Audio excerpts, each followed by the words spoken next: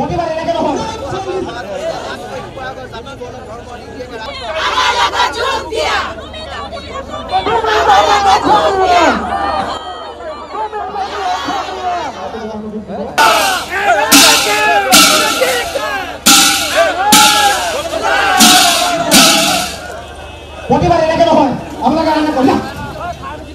13 তাৰিখে যি জিমি দাস নামৰ যিগৰাকী ৰাষ্ট্ৰীয় পদকপ্ৰাপ্ত খেলুৱৈ সেই খেলুৱৈগৰাকীক যিহেতু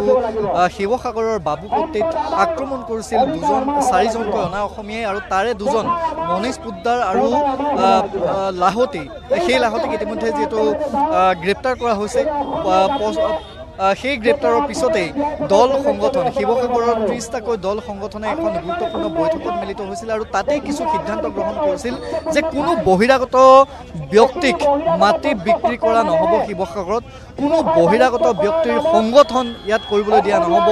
কোনো বহিৰাগত ব্যক্তিয়ে অসমীয়া ভাষাতহে ইয়াত যদি ব্যৱসায় কৰে তেতিয়াহ'লে অসমীয়া ভাষাতহে তেওঁলোকে ইয়াত বেনাৰ পোষ্টাৰ আৰিব পাৰিব বা যি হোৰ্ডিং হ'ব সেয়া অসমীয়া ভাষাতহে লগাব পাৰিব এনেধৰণৰ বহুখিনি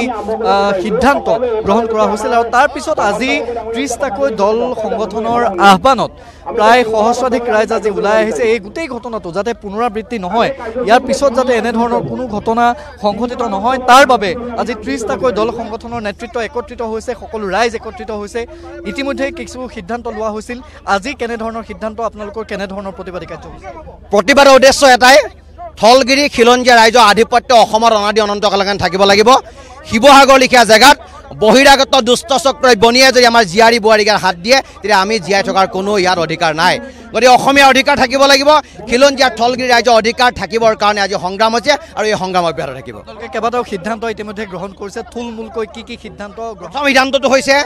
যে এই ছোৱালীজনীৰ ওচৰত থলগিৰি দুষ্ট চক্ৰ বনিয়ে আঁঠুলৈ সেৱা কৰিব লাগিব যে আমাৰ ভুল হ'ল প্ৰথম কথা আৰু দ্বিতীয় কথা তেখেতলোকে অসমীয়া ভাষাটো খুব সুন্দৰভাৱে ব্যৱহাৰ কৰিব লাগিব হৰ্ডিংছত তেখেতলোকে লিখিব লাগিব আৰু 3 নম্বৰ কথা জাতি মাটি ভেটি ৰক্ষাৰ স্বাৰ্থত অসমৰ ভূমি খিলঞ্জীয়া থলগিৰি ৰাইজৰ ভূমি যাতে বহিৰাগত বনিয়াই কিনিব নোৱাৰে তাক লৈ আজি খিলঞ্জীয়া সুচাৰ হৈছে আটাচৰ ভাস্কৰ বৰগোহাঁই আছে মই আপোনাৰ ওচৰলৈ আহিছোঁ আজি আপোনালোক ইতিমধ্যে একত্ৰিত হৈছে আৰু আটাইতকৈ ডাঙৰ কথা যে কিয় বাৰে বাৰে শিৱসাগৰতে এনেধৰণৰ ঘটনা হয় আজি ঐতিহাসিক শিৱসাগৰৰ পৰা এখন ঐতিহাসিক যুঁজ আৰম্ভ হৈছে আৰু এই যিখন ঐতিহাসিক সংগ্ৰাম এই সংগ্ৰামখনে এই সংগ্ৰামৰ যি জুই এই জুয়ে গোটেই অসমৰ এই দাবানল হৈ জ্বলিব লাগিব আৰু সমূহ অসমবাসী ৰাইজক আমি ইয়াৰ পৰা আহ্বান জনাইছোঁ যে কেৱল আজিয়েই নহয় অনাদি অনন্ত কাললৈ অসমীয়াৰ প্ৰভুত্ব ৰক্ষা কৰিবলৈ হ'লে সমগ্ৰ অসমত এই যুঁজ এই সংগ্ৰাম আমি অব্যাহত ৰাখিব লাগিব আৰু অনা অসমীয়াৰ যি দপদপনি এই দপদপনি নাইকিয়া কৰিবলৈ হ'লে কিন্তু আমি সকলোৱে বুজি উঠিব লাগিব আৰু অসমীয়া মানুহৰ বাহিৰে অনা অসমীয়া মানুহক সেয়া হিন্দুৱেই হওক বা মুছলমানেই হওক তেওঁলোকক মাটি বিক্ৰী কৰা কিন্তু আজিৰ পৰাই আমি বন্ধ কৰিব লাগিব কাৰণ ইতিমধ্যে অসমীয়া মানুহৰ নগৰ অঞ্চলৰ অধিক সংখ্যক মাটি অনা অসমীয়াৰ হাতলৈ গুচি গৈছে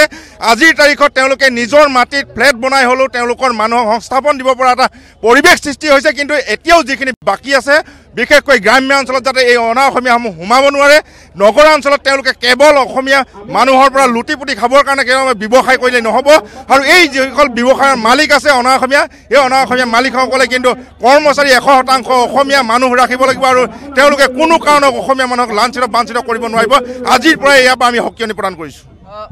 গোটেই প্ৰক্ৰিয়াটো অৰুণ লাহতি আৰু মনীষ পোদ্দাৰ এই 2 ব্যক্তি জেললৈ গ'ল বাকী এজন ব্যক্তিক গ্ৰেপ্তাৰ কৰিব পৰা নাই আৰু তাৰ পিছত গোটেই তদন্ত প্ৰক্ৰিয়াটো কেনেধৰণে আপোনালোকে আগবাঢ়িছে বুলি জানে আৰু আজিৰ যিটো প্ৰতিবাদী কাৰ্যসূচী সেই প্ৰতিবাদী কাৰ্যসূচীত আপোনালোকৰ স্থিতি কি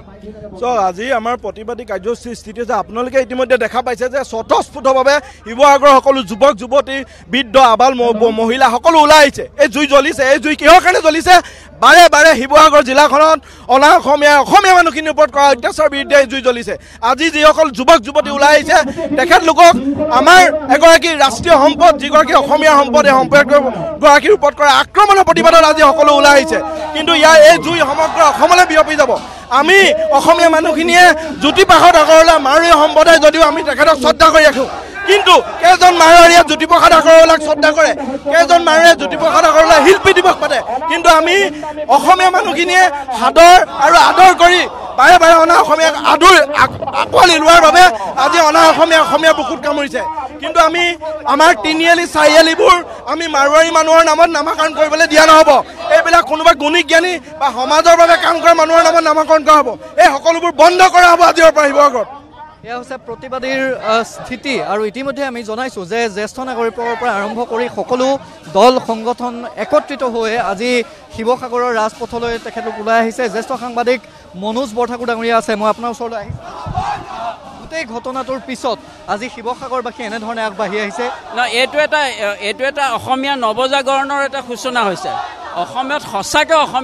অসমীয়াগিৰি অসমৰ চলোৱা মানুহৰ সম্পদৰ ওপৰত অধিকাৰ আমি হেৰুৱাইছোঁ লাহে লাহে, আৰু আমি ত্ৰিপুৰাৰ নিচিনা অৱস্থালৈ কেতিয়াও যাব নোৱাৰোঁ। অসমীয়াৰ স্বাভিমানী জাতি এইটো জীয়াই থাকিব লাগিব, অসমীয়াৰ স্বাভিমান, আৰু তাৰ কাৰণে আমিও যোগ দিছোঁ। সংবাদ মাধ্যমৰ কৰ্মী হিচাপে আমিও যোগ দিছোঁ, কিয়নো আমি অসমীয়া হিচাপে এইটো অনুভৱ কৰিবলৈ আৰম্ভ কৰিছোঁ যে দেয়াৰ ইজ ছামথিং চিৰিয়াছলি ৰং উইথ দ্য হোল থিং। গতিকে অসমত অসমীয়াৰ প্ৰতিভাৱ থাকিব লাগিব। অসমৰ জীয়ৰী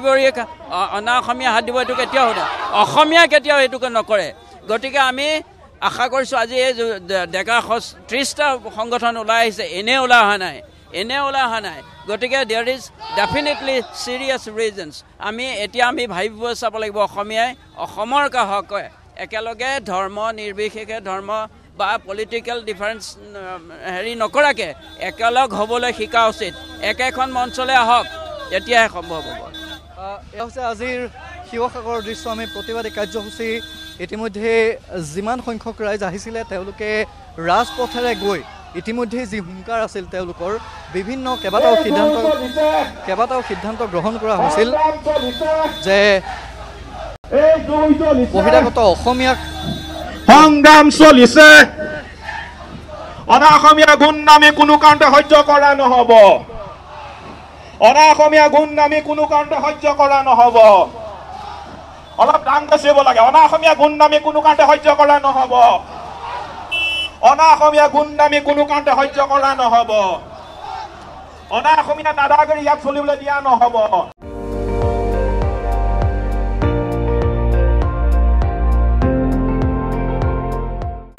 আপুনি চাই আছে ND24,